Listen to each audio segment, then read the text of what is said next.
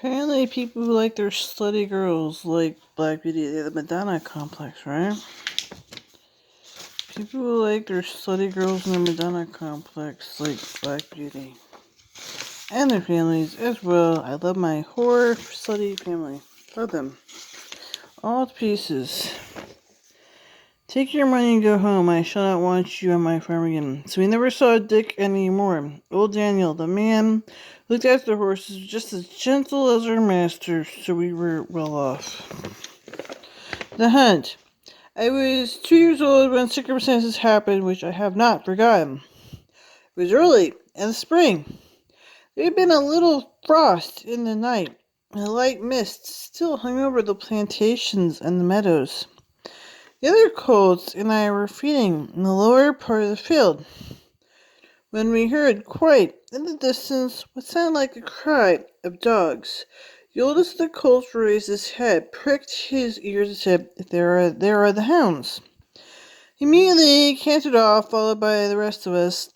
The upper part of the field, we could look over the hedge and see several fields beyond.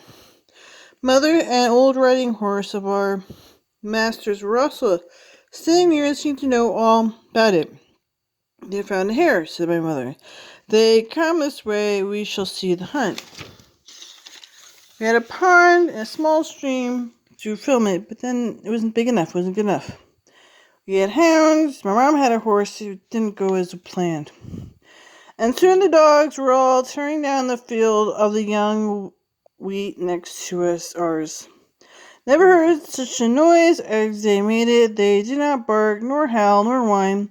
They kept up a yo, whoa, whoa, whoa, whoa, whoa, and the top of their voices. After them came a number of men on horseback, some of them in green coats, all galloping as fast as they could. The old horse snorted and looked eagerly after them, and we young colts wanted to be galloping with them, but they were soon away in their fields, lower down. Here it seemed as if they had come to a stand. The dogs left off barking, ran about every way with their noses to the ground.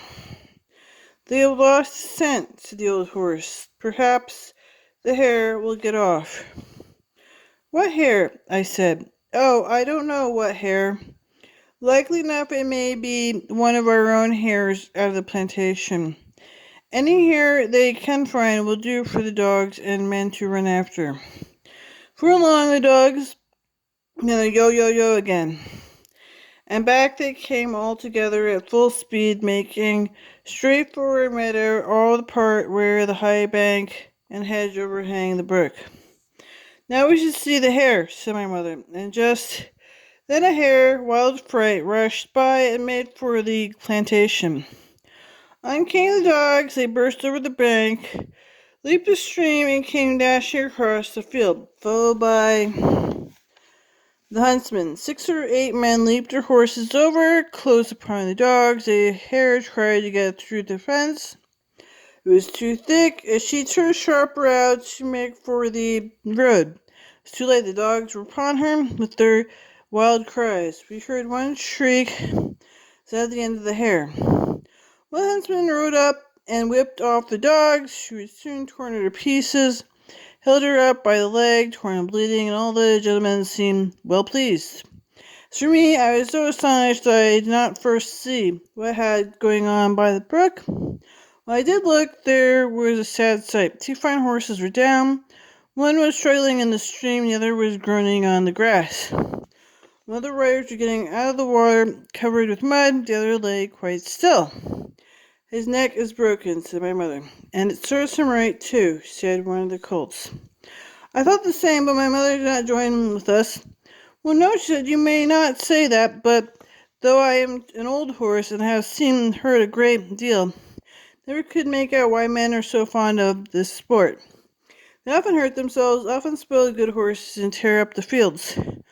An old hare or fox or stag they could get easily come out of their way. They're only horses and don't know.